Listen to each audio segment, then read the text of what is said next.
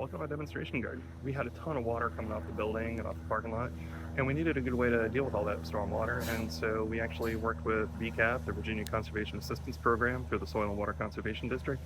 And we actually came up with a really cool plan for how to create a conservation landscape garden.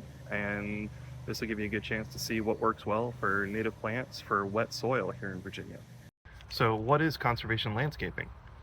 Conservation landscaping is the practice of modifying the visible features of turf grass areas or bare soils to an area of land that incorporates environmentally sensitive design, low impact development, non-invasive native plants, and or integrated pest management.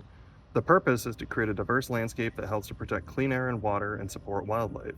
Converting landscape into highly functioning ecosystems can have significant beneficial impacts on local water quality and that of the Chesapeake Bay.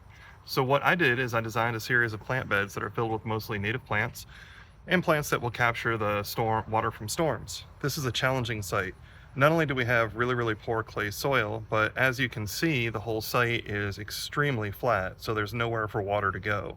In addition to selecting native plants, I needed to find ones that tolerate wet soil. Here's what's working and what isn't. As you can see here, the Virginia switchgrass, or Panicum virgatum, this is heavy metal, is super happy. These were planted as 1-gallon plants back in the early spring, and these have just exploded since I put them in. This guy over here is a black chokeberry, or Aronia melanocarpa. As you can see, let's zoom in there, it's actually got some great berries coming on. This guy is actually right in line from the downspouts, and so it's getting a ton of water, and it is really happy. We've got a few more, actually, over here we've got some solidago or goldenrod. These guys are just beyond happy. They're probably going to make close to 3 feet by the time all is said and done. Over here we've got some, you can barely see it, some Asclepias tuberosa or butterfly weed going. This is what it does. It just kind of limps along.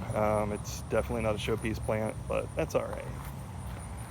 The Sweet Bay magnolias have been really happy. Again, good plant for wet feet. Over here we've got some inkberry holly.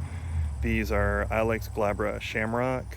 And then we've got some more Panicum switchgrass over here, some more inkberry holly, and we've got another Sweet Bay magnolia that is doing really well.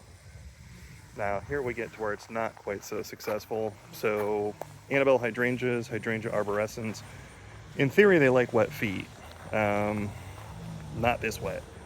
So the site is so wet that even 3-4 days after the rain, if you pull aside the mulch and stick your hand in the soil, it's going to be sopping wet, and that is the case here for sure.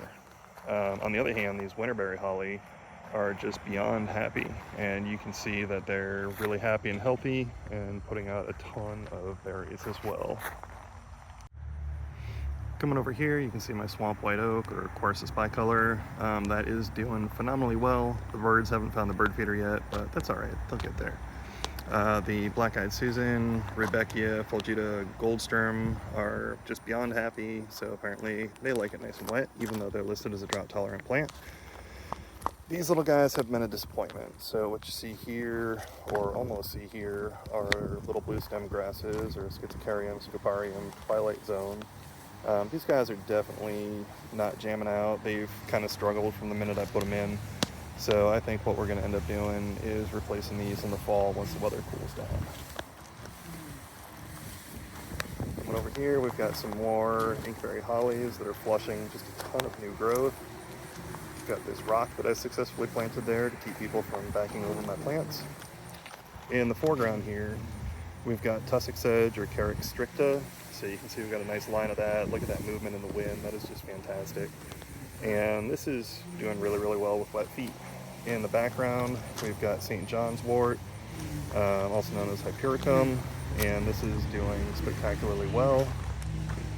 We've got a bigger Sweet Bay magnolia here that's doing really well.